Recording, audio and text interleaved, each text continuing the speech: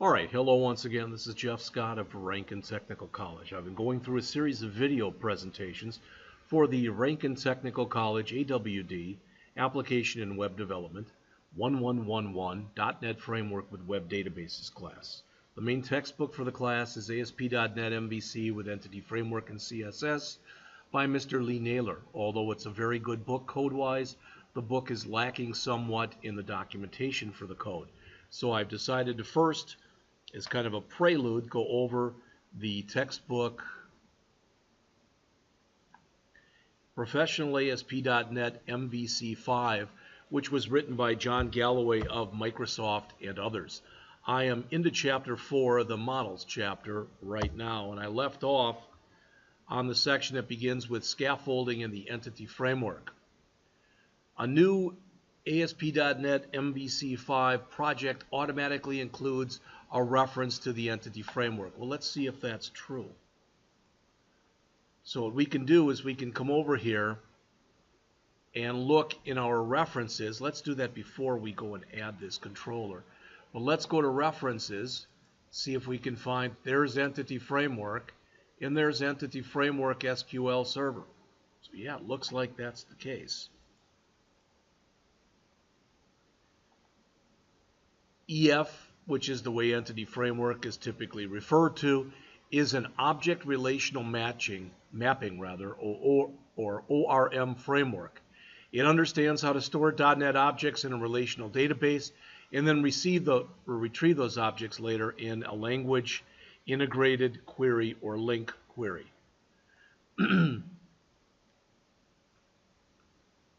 You don't have to use the Entity Framework, but it typically is used, and as it says there, in this chapter you work with EF. EF supports either database first, model first, or code first styles of development. All right. The MVC scaffolders use code first style, as it says right here. When you use code first development, it means you store and retrieve information in SQL Server without creating the schema or opening up the Visual Studio Designer.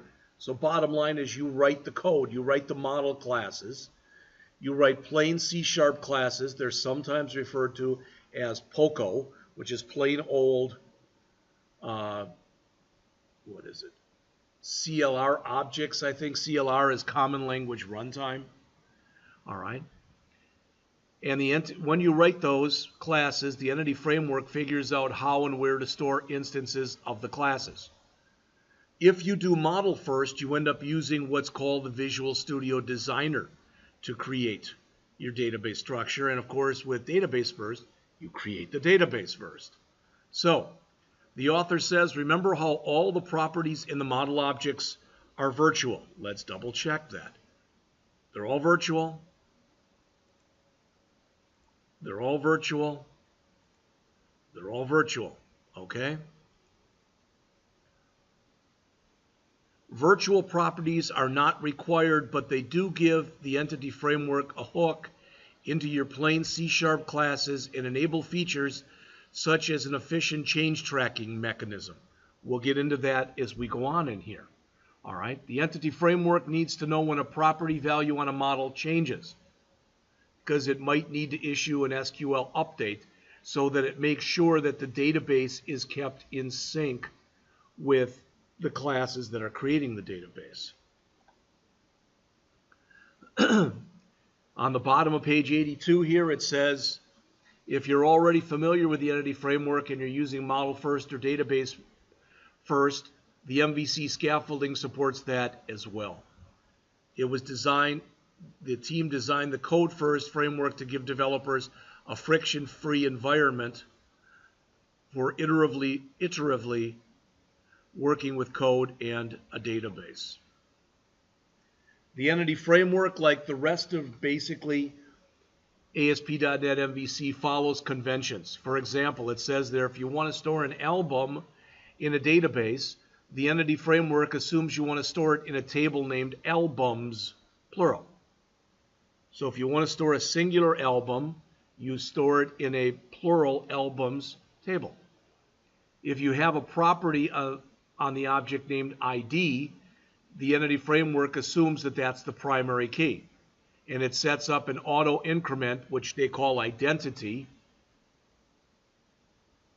key column in the SQL Server framework to hold a value. The entity framework also has conventions for foreign key relationships, database names, and a lot of other stuff. If you want to learn more about the entity framework, as it says, you can go to the Microsoft Development Network, msdn.microsoft.com, and go to the URL that's shown here on the top of page 83. All right. What if the default conventions in the entity framework don't fit the way you want to do things? All right. It says in previous versions of the entity framework, you had to work around this using a lot of other stuff, or just accept it. EF6 improves this by adding support for custom conventions, so you can override different things. And if you want to see that, you can go to this Microsoft Developer Network. All right. Now, I don't see where they have actually told us yet. They told us what we're going to be using to build that controller, but I don't think they've told us to build it yet. All right. So I'm on the bottom of page 83. When you're using the Entity Framework's code first approach, the stuff in the database is derived from their DB context class. That class has one or more properties of the type DB set, where this is a database set, and the T that's in there is the type of object that you want to persist.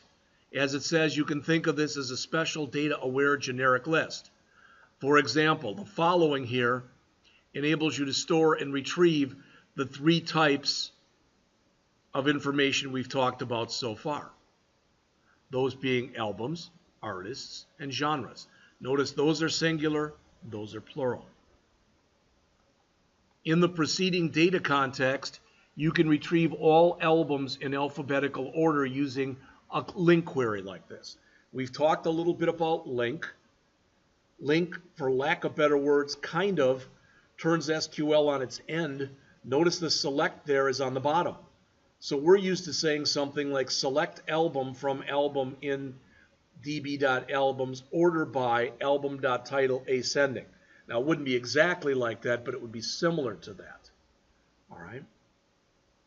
Now that you know a little bit about the technology, let's move ahead and see what code comes out of the scaffolding process.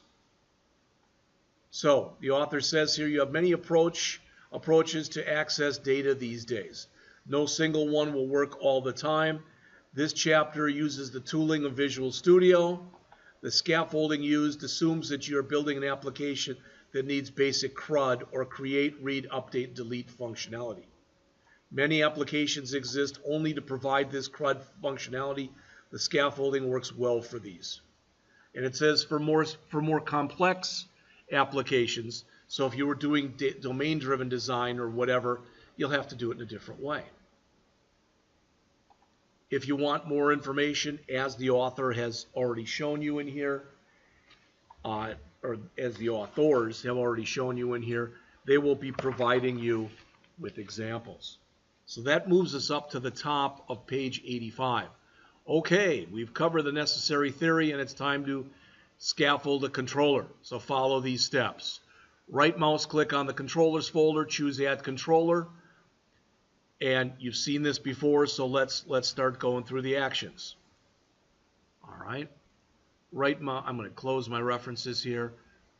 Right mouse click on the controllers folder, choose Add Controller. I'm just going to follow it very iteratively, very lockstep with the way that they're showing it. Select the MVC5 controller with views using the entity framework and click the Add button.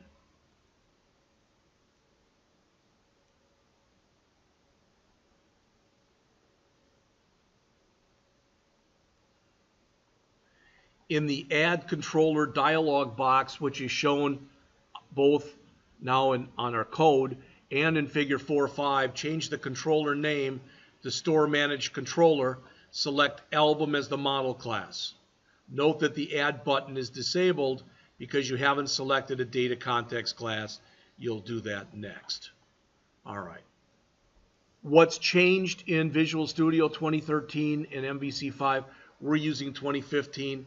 As you'd guess with any other project, things change over time. I've done this before, so just this note that's on page 86. The author says there, if you get an error in it, the album doesn't show up in the classes, you probably haven't gone and built it first. So go back and do that. So we want it to look like this. Now ours, again, may or may not look exactly like this, but let's take a look at what's there.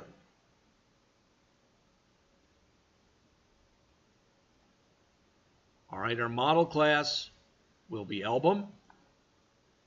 All right, our data context class.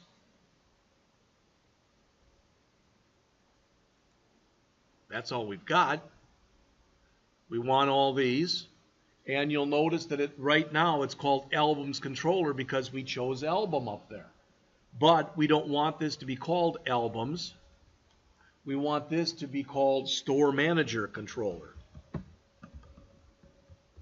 Now, I'm not going to hit enter yet. Instead, I'm going to try to move this over and bring the book back up here, but bring the book up and shrink that down. Why? Because I want you to see these two, whoops, I want you to see these two side by side here. And it's going to be very hard for me to do this.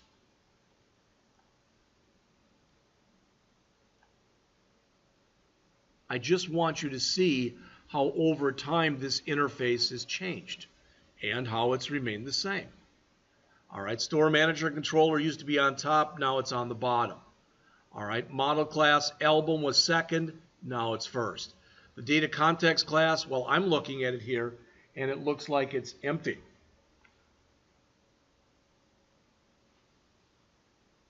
All right.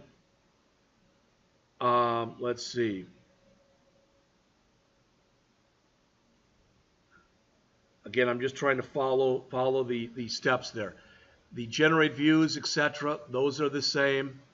Okay, that's fine. All right, I'm not going to click add yet. I just want to see what's going on here. Click the new data context box, the new data context button. So right here, originally this had nothing here, and they want us to click that button right there. All right. That launches the new data context dialog inside of the Add Controller dialog. It has just one field which allows you to enter the name. It says here, name your context Music Store DB as is shown on step 5 on page 87. So they want this to be just Music Store. Now mine's chapter 4 because that's the name I gave it.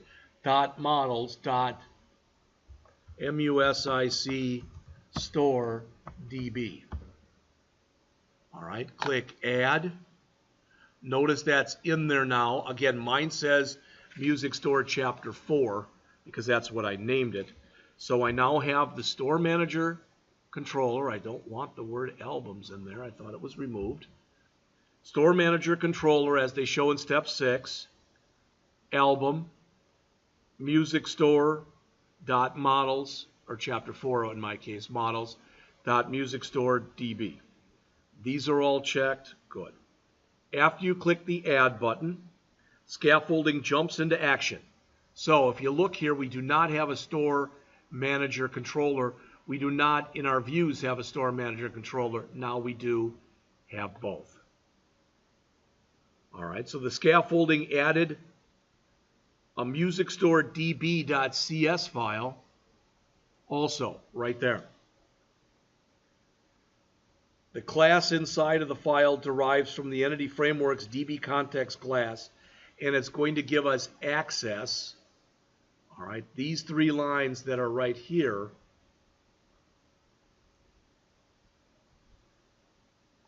are going to give us access to the album, genre, and artist information in the database. Even though we told scaffolding only about the album class, it's smart enough to have included all of them in the context here. So the code that is shown on page 88, right there, that code is the same code that I now have right here.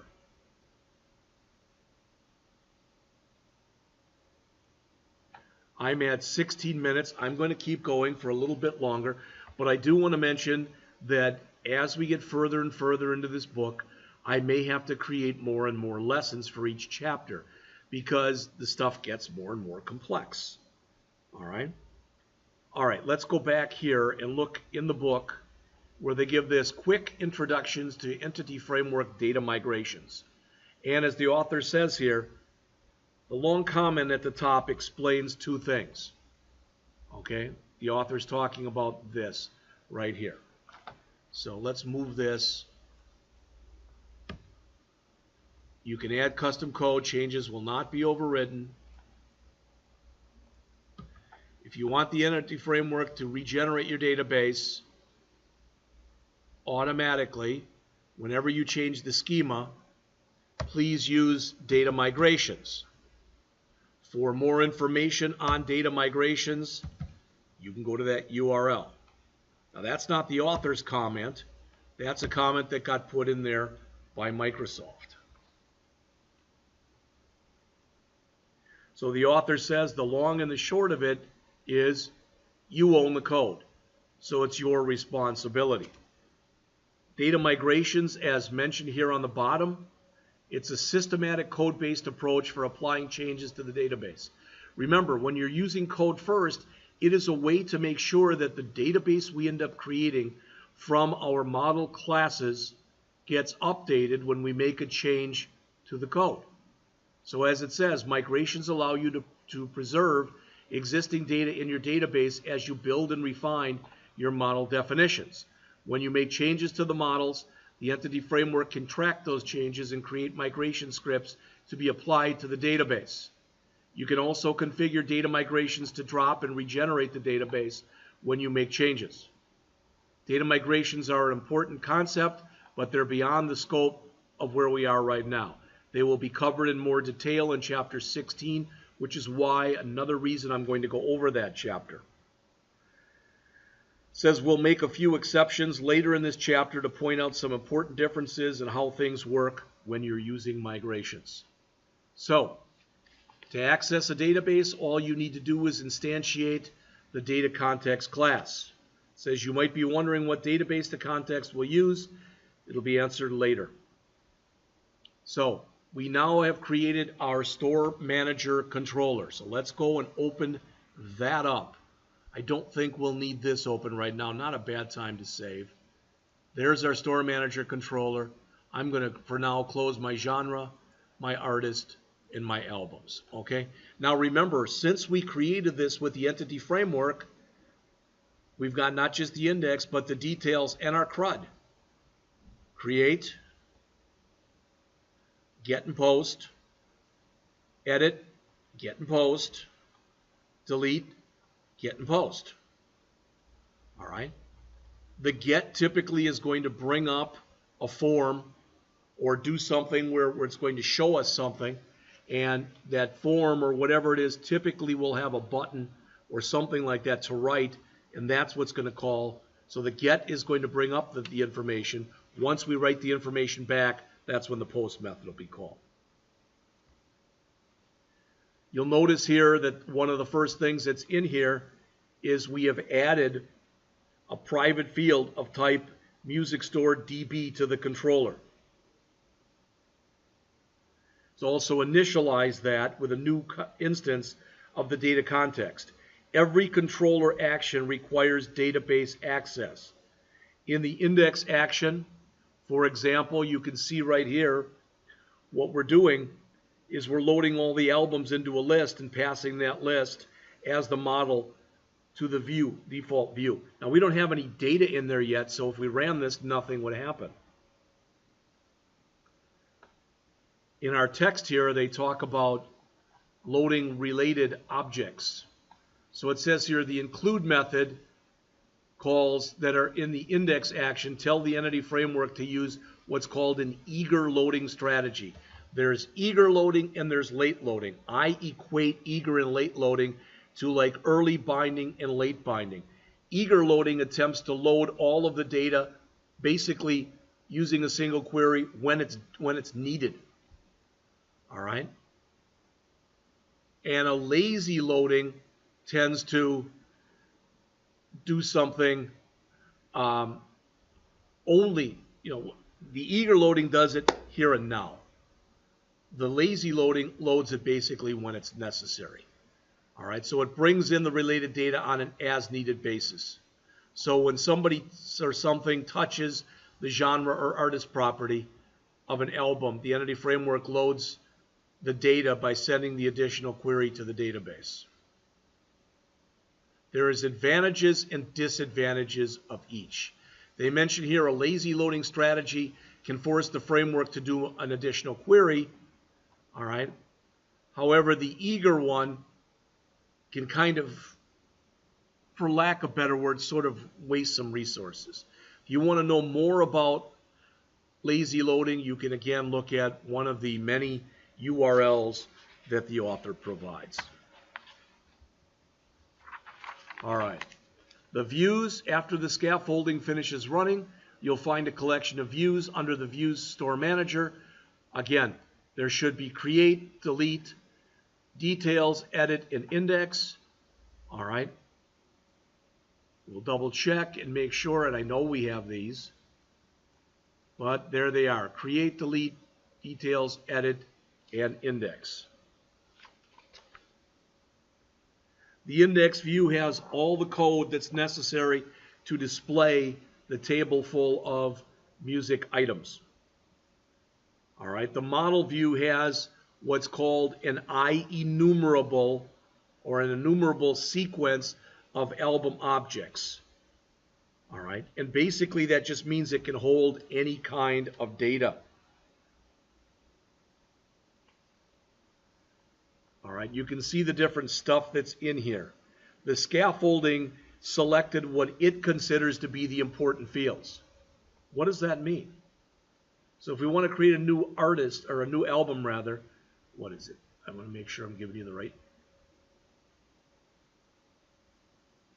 Remember, album ID, genre ID, artist ID, title, price, and album URL. Those first 6 fields. Sorry. Those first 6, that should be what's listed in here. All right. So the system went back and it basically, and it didn't give you that ID field, but when you look, we've got the artist name, the genre name, etc. So the scaffolding selected what it considers to be the quote important unquote fields for the customer to see. In other words, the table in the view does not display any foreign key values because they wouldn't mean anything to somebody looking at it. But it does display the associated genre's name and the associated artist name. It uses what's called an HTML helper, which is the subject of Chapter 5, the next chapter. In this case, the HTML helper that's being used is the display for, or display name for, HTML helper. All right, to display the model output. Again, it'll be more of that in the next chapter. Each table also includes links to edit, details, and delete. Again, this scaffolding code is meant to be a starting place. It's by no means meant to be an end-all. All right? So this brings us up to page 92. And it looks like, at least, under the executing the scaffolding code, this is a good place to stop this portion. And when we come back, we have, approximately 15 more pages to go. All right, so I'll be back in just a couple minutes.